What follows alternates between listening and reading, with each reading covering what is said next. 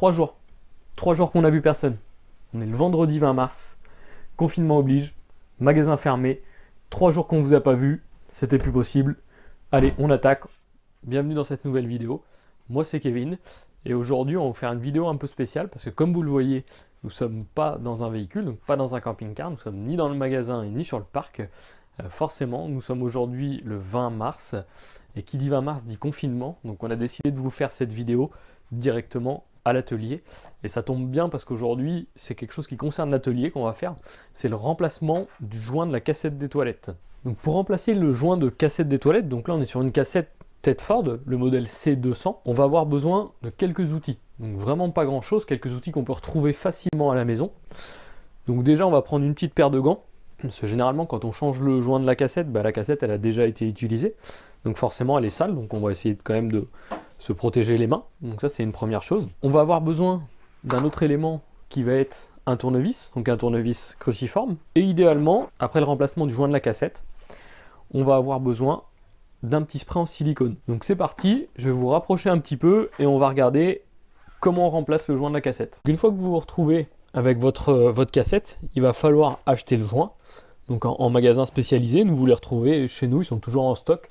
Ils sont aussi disponibles sur notre site de vente de pièces détachées, donc campingcar16, www.campingcar16.fr. Donc il va exister chez Tedford deux joints, parce qu'il existe une multitude de cassettes. Donc nous, pour la C200, on va utiliser ce joint-là. Je vous montre quel modèle c'est avec la référence, c'est la référence de chez Tedford. Donc nous, c'est ce modèle-là. Vous avez tout simplement sur les étiquettes, quand c'est des joints d'origine Tedford, vous allez savoir si votre cassette elle est d'après 2000 ou d'avant 2000. Si on est après les années 2000, c'est ce joint-là. Si on est avant les années 2000, c'est celui-ci. Donc là, celui-là, nous, on ne va pas l'utiliser pour le moment. Donc ce qu'on va faire, c'est qu'on va commencer par s'équiper. Donc on va mettre les petits gants. Donc la première chose que je vais faire sur ma cassette, je vais aller enlever le petit cache qui est devant. Donc pour l'enlever, je vais le pousser vers le bouchon ici. Comme ceci. Donc une fois que j'ai enlevé mon petit cache, je me retrouve avec ça. Donc ça c'est vraiment la partie que vous voyez à l'intérieur quand vous êtes à l'intérieur de votre véhicule et que vous regardez dans la cuvette des toilettes. Donc ce qu'il va falloir, c'est faire sauter ces petits caches là. Celui-ci et celui-ci. Ici on a des caches devant. Pour pouvoir les faire sauter ces caches là en fait, on va tout simplement le basculer vers l'arrière. Tac, voilà. Voilà comment ils sont faits. Et voilà ce qu'on y retrouve derrière. Donc attention, les petits caches, vu que c'est que du plastique quand même, les petits ergots derrière sont fragiles, il faut vraiment y aller tout doucement. Donc je vais faire pareil de l'autre côté. Clac, et c'est enlevé. Donc à la suite de ça, je me retrouve avec toutes mes vis, donc mes vis cruciformes. Et là tout simplement, hop, je vais aller dévisser l'ensemble de mes vis. Voilà. Donc là l'ensemble de mes vis sont dévissées. Hop, ah, il y en a une qui fait de la résistance. Voilà. Et là, j'ai accès à mon joint. Donc tout simplement, en fait, il suffit de lever le joint. Il est juste posé et bloqué par la coupelle qu'on a dévissée. Donc là, je peux changer mon joint. Donc l'idéal étant de passer un petit coup de chiffon sur cette partie-là, sur la partie qui est ici. Pareil, un petit coup de chiffon et de produit pour mettre propre toute ma coupelle, tout le tour de ma coupelle, parce qu'il risque d'y avoir des dépôts entre les deux, c'est aussi ce qui peut faire le problème d'étanchéité. Donc là, une fois que j'ai fait ça, hop là, je viens reprendre mon joint neuf, je le repose dessus, donc je fais attention qu'il soit bien mis en place, et c'est à ce moment-là que je vais reprendre ma coupelle et la reposer. Et donc là, tout simplement, je fais machine arrière et je viens revisser l'ensemble des vis.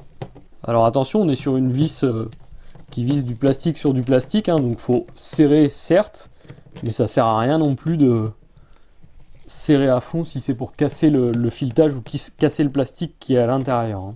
Donc on le voit, hein, du coup c'est une opération très simple qu'on peut faire soi-même à la maison sans problème. Il n'y a pas besoin de beaucoup d'outils, c'est facile. Donc une fois que ça c'est fait, c'est là où je vais aller remettre mes caches. Alors tout à l'heure on ne l'a pas vu, donc il y a deux caches, un droite et un gauche. Je pourrais les inverser, mais sur un il y a une flèche. Donc celui qui a la petite flèche, il va du côté où il y a le petit bouton jaune. Donc celui-ci, il va là. Tout simplement, je vais vous le montrer après, on va remettre les caches. parce que sur la trappe, il y a aussi une petite flèche. Tac. Donc on appuie, hop. Et comme vous voyez ici, sur ma trappe, il y a une flèche, et vu qu'elle va dans ce sens-là, et ben en fait la flèche c'est tout simplement pour pas se tromper. Donc on répète, la flèche, côté du bouton jaune. Donc avant de remettre la trappe, il y a quelque chose qui est essentiel et qu'il faut absolument faire, c'est venir mettre du silicone, donc du spray silicone. Donc ça il en existe plusieurs, hein. Nous en magasin, donc ça c'est celui qu'on utilise à l'atelier, mais en magasin vous retrouvez forcément le spray Tedford, le spray spécifique pour les joints. Donc là ce qu'on va faire, c'est qu'on va aller lubrifier le joint. Pour éviter que le joint il sèche, parce que ce qui va se passer c'est qu'avec les matières, avec l'urine, le joint va avoir tendance à sécher, donc moins il sera sec et plus il aura une durée de vie longue. Donc là tout simplement en fait on prend son spray, hein, et on vient le pulvériser sur le joint. Voilà. Je peux même ouvrir la trappe, tac, et pulvériser un peu à l'intérieur du joint. Je referme ma trappe, tac, je peux l'actionner plusieurs fois. Et je peux faire la même chose à l'intérieur de la petite trappe ici, tac. Je viens mettre un peu de silicone, je peux l'étaler tout doucement avec le doigt, et je viens refermer. Donc là j'ai fini, j'ai changé mon joint, et là c'est tout bien monté, tout bien lubrifié. Le coup de silicone, vous pouvez le mettre plusieurs fois dans l'année, même c'est fortement conseillé de le mettre plusieurs fois dans l'année. C'est-à-dire, là on l'a mis parce qu'on a changé le joint et qu'on repart sur un joint tout neuf et qu'on veut que ça dure longtemps.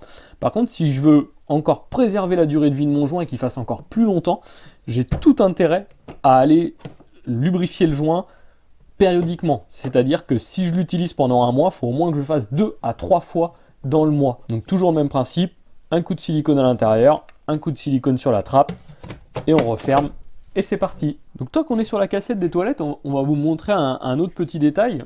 Souvent les gens nous demandent un petit peu à quoi correspond chaque bouton, ou chaque élément qui est présent sur la cassette. Donc ici on l'a vu, la trappe, le joint, donc ça on va plus en parler. Ici le petit bouton jaune qu'on peut presser tout simplement, hein, qu'on peut activer comme ça, ça va être une mise à l'air, c'est-à-dire quand je vidange ma cassette des toilettes, le risque c'est que si elle est bien pleine, elle s'écoule mal parce qu'il n'y a pas d'air qui va rentrer et j'essaye de faire sortir du liquide. Donc en fait je vais appuyer ici et ça va faire une mise à l'air, ça va faire une petite prise d'air et ma cassette va bien vidanger. Donc en fait ce bouton là il est utilisé uniquement au moment de la vidange de la cassette. Il va nous rester deux autres éléments. Donc un élément ici qu'on peut tourner, donc on se demande à quoi ça correspond. En fait ça correspond à l'ouverture de la trappe.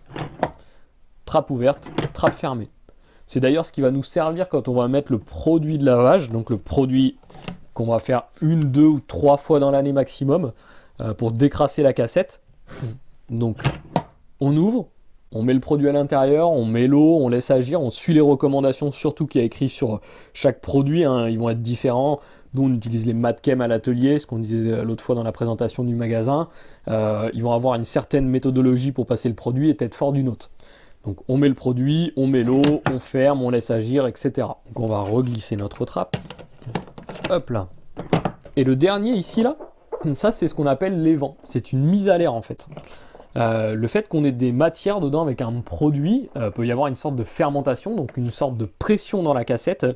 Et ce petit appareil, c'est celui qui nous sert à enlever la pression de la cassette.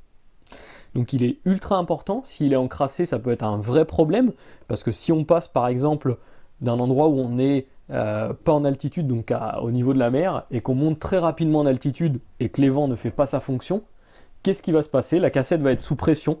Au moment où vous allez ouvrir la cassette, le risque c'est que ça fasse un jet, tout simplement, avec les matières. Cet évent, il est interchangeable sur la C200, on peut le démonter, on peut le changer d'ailleurs sur toutes les cassettes. Donc tout simplement, pour l'ouvrir, on va le tourner d'un quart de tour et on va tirer vers le haut. Et là, on a accès à l'évent. Donc là, moi, il est tout beau, tout propre, donc tout va bien. Mais ce qui se passe des fois, c'est que les matières se mettent là, et ici, il est tout sale. Donc s'il est tout sale, le risque, c'est qu'il n'y ait plus de prise d'air et qu'il soit complètement encrassé. Donc ça, vous le retrouvez en magasin, dans les magasins de Tedford ou dans les magasins d'accessoires, on le retrouve. Nous, pareil, encore une fois, vous le retrouvez sur le site, vous le retrouvez en magasin. Attention, il existe deux modèles. Ça, c'est le modèle qui est vendu systématiquement avec les cassettes. Mais vous pouvez vous retrouver avec un autre modèle d'évent. On va essayer de vous le mettre par là dans le montage pour pouvoir vous montrer les deux modèles. Il est important de bien respecter. Ça, c'est le constructeur de votre véhicule qui choisit quel modèle il vous met. Est-ce qu'il vous met celui-ci ou est-ce qu'il vous met l'autre?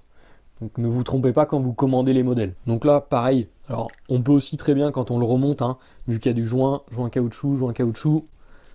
Donc un petit coup de silicone, ça fait pas de mal. Et on vient le refermer. Tac!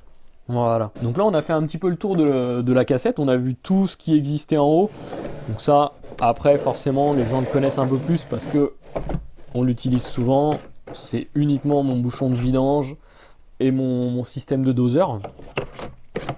Et pour ceux qui se demandent, donc ceux qui ont un ancien camping-car, un modèle un peu plus vieux, ils se retrouvent avec une cassette très similaire à celle-ci, mais sans le système de roulette.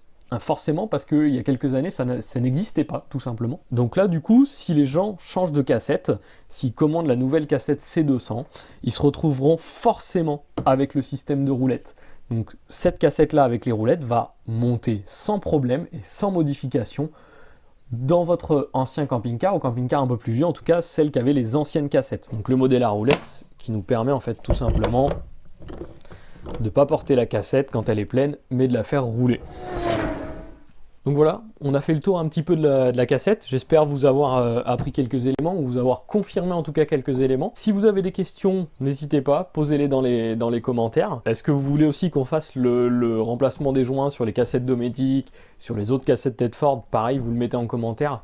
On le fera vraiment avec plaisir. Je vous souhaite une bonne journée à tous. Prenez soin de vous. On se dit à bientôt. Bonne utilisation et un bon voyage. Très bientôt. Bonne journée.